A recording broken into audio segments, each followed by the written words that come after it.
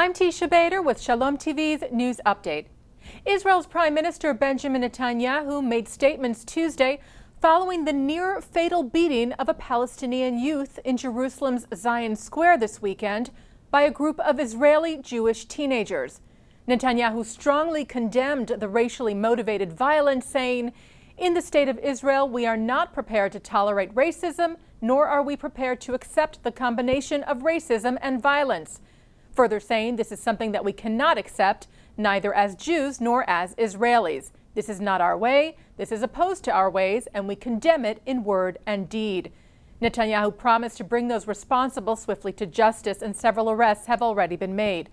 Vice Prime Minister Moshe Ya'alon also spoke out on the crime, calling it an act of terror that goes against Jewish values and morals and displays an educational and moral failure.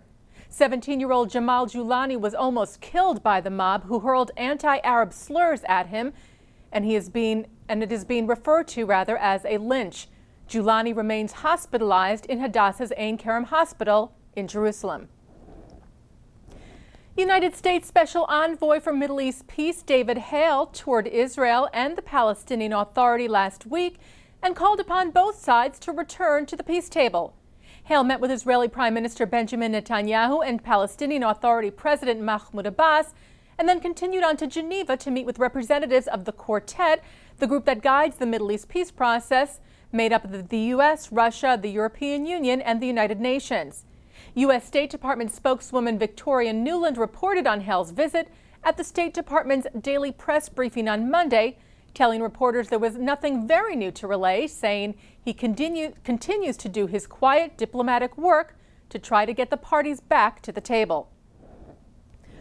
The Times of Israel reports that for the first time, criminal charges have been pressed against a German rabbi for performing the Jewish ritual of circumcision.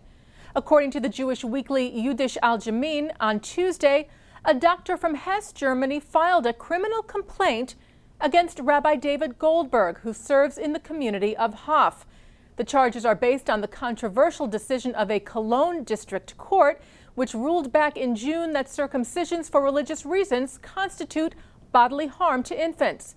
Cologne Rabbi Yaron Engelmeyer, co-chairman of the National Umbrella Group of Orthodox Rabbis in Germany, said he was shocked at the charges, telling the Weekly this marks the first time that a court in the Federal Republic of Germany is investigating a rabbi for performing a religious ritual. According to the paper, Goldberg, a qualified mohel or ritual circumciser, originally from Jerusalem, who performed more than 3,000 circumcisions, was informed about the criminal charges against him by members of the press.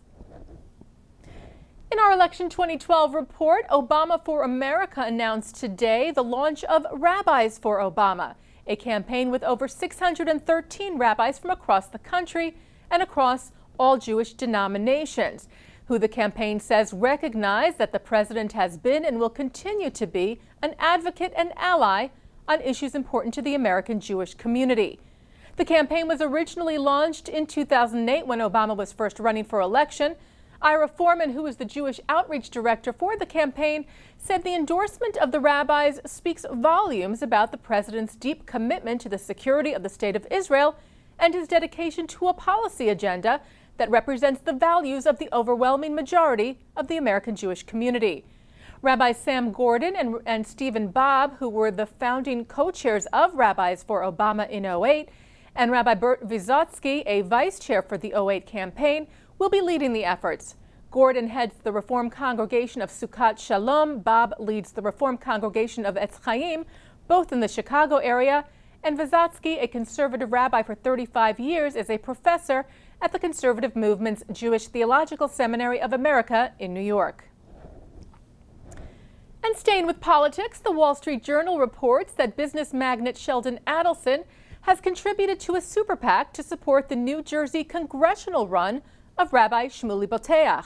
The paper cites people close to Adelson, saying that Adelson and his wife Miriam gave a total of $500,000 to a new independent super PAC called the Patriot Prosperity PAC.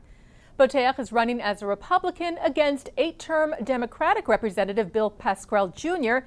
in a newly redrawn district in northern New Jersey. Boteach is an Orthodox rabbi, TV host, author, and public speaker, and was ranked by Newsweek magazine as one of the 50 most influential rabbis in the U.S.